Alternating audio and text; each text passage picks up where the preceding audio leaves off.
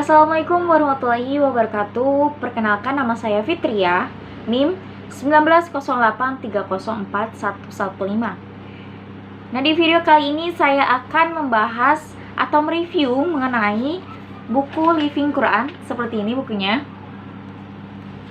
Nah, di pertemuan pertama kali ini yang akan saya bahas di bagian pengantar. Nah, langsung saja ke pembahasannya, bahwa perbincangan artikel yang ada di buku ini itu terdapat 3 isu utama, yakni yang pertama perbincangan mengenai terminologis frase Living Quran yang merupakan konsep yang tidak hanya menjadi payung atau mewadahi diskusi-diskusi dalam buku ini, tetapi juga mendasari isu kedua dan isu yang ketiga. Kemudian isu yang kedua yakni fungsi kitab suci yang dipetakan menjadi informatif dan performatif. Apakah ada hubungannya atau tidak dengan fenomena Living Quran? Kemudian isu yang ketiga yakni transmisi dan transformasi, yakni untuk memberi argumentasi atas pergeseran atau persebaran fenomena Living Quran di sejumlah contoh kasus yang muncul pada buku ini, ya. Kemudian kita bahas mengenai isu yang pertama, yakni perbincangan tentang terminologis frase Living Quran. Nah, di sini mendiskusikan kata hidup menjadi living, bahwa itu berarti Al-Quran itu hidup atau dihidupkan oleh subjek penerimanya, baik melalui penjelasan makna maupun tindakan.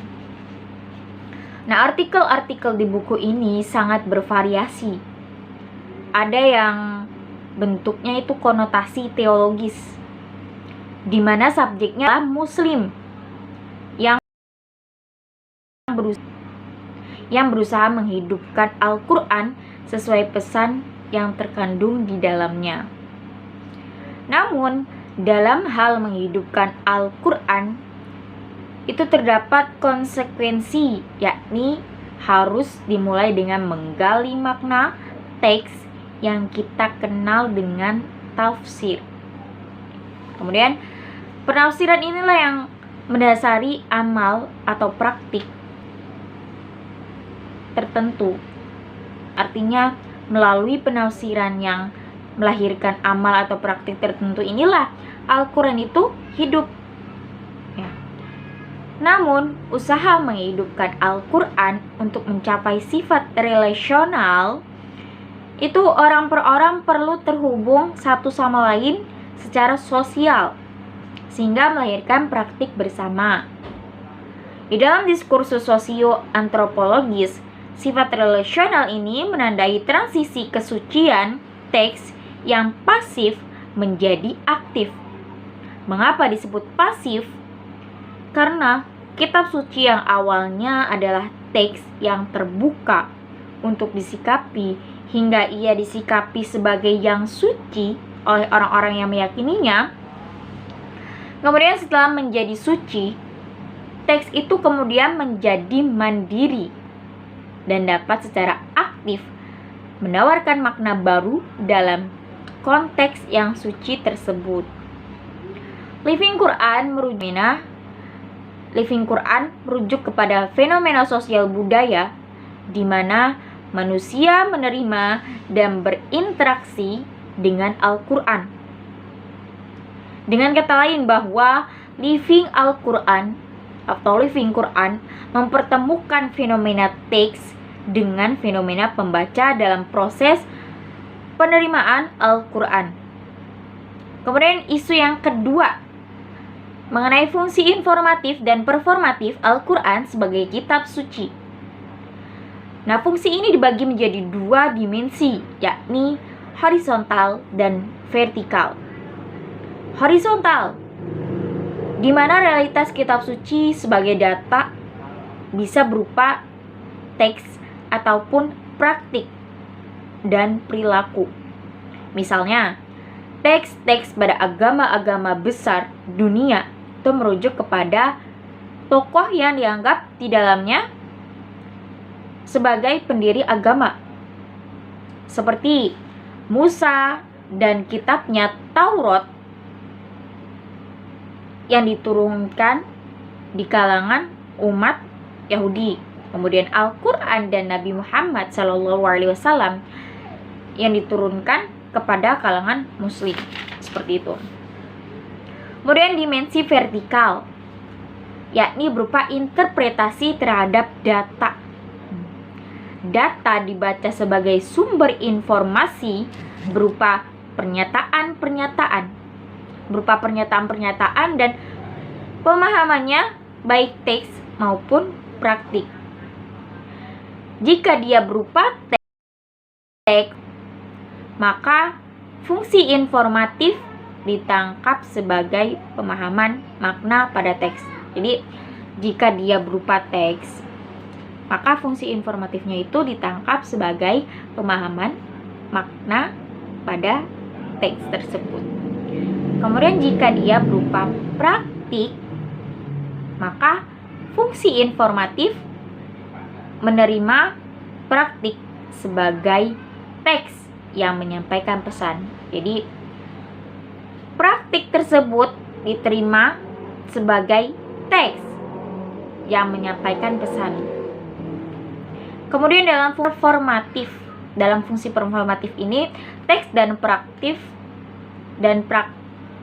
ditafsiri tidak dalam bentuk pernyataan-pernyataan, tapi dalam bentuk perilaku.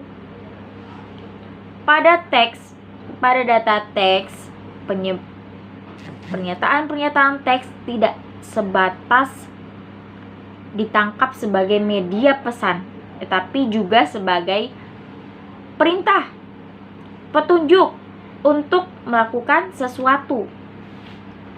Jika dihubungkan antara dimensi data dan interpretasi, dapat pola relasi antara manusia dengan kitab suci. Yang pertama, data teks yang diinterpretasi secara informatif. Dalam kasus kajian Al-Quran, dapat dilihat dari keberadaan mengenai penafsiran Al-Quran. Kemudian yang kedua, data praktik yang diinterpretasi secara informatif. Kasus ini dapat ditemukan dalam interpretasi Al-Bukhari terhadap hadis mengenai keutamaan Al-Fatihah sebagai media pengobatan. Imam Al-Nawawi dalam kitabnya At-Tibyan fi Adabi Hamalatul Quran bahwa Al-Bukhari tidak menekankan data praktik pengobatan dengan Al-Quran pada hadis tersebut. Sebaliknya, Al-Bukhari melihat bahwa pesan informatif dari hadis tersebut yakni tentang hukum mengambil upah dengan menggunakan Al-Quran. Kemudian yang ketiga, data teks yang diinterpretasi secara performatif. Nah, contohnya pada kasus penafsiran dan praktik pembacaan Al-Mu'awwizatain, surat Al-Falaq dan surat An-Nas, sebagai perlindungan diri dari gangguan makhluk gaib. Kemudian yang keempat, data praktik yang diinterpretasi secara performatif.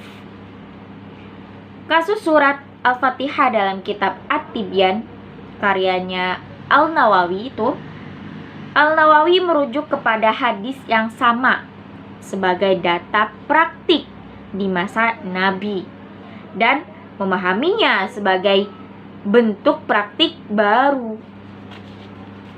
Kemudian Al-Nawawi menganggap bahwa ini sebagai praktik baru, memahaminya sebagai bentuk praktik baru yang masih berhubungan dengan praktik pertama. So, bagi Al-Nawawi, narasi hadis tentang praktik tersebut yang menyembuhkan orang sakit, surat Al-Fatihah, menurut sahabat, untuk menyembuhkan orang sakit dengan bacaan Al-Fatihah diinterpretasi secara performatif dengan menunjukkan praktik baru yang meluas dari praktik pertama, yakni membacakan surat Al-Fatihah ketika mengunjungi orang yang sakit.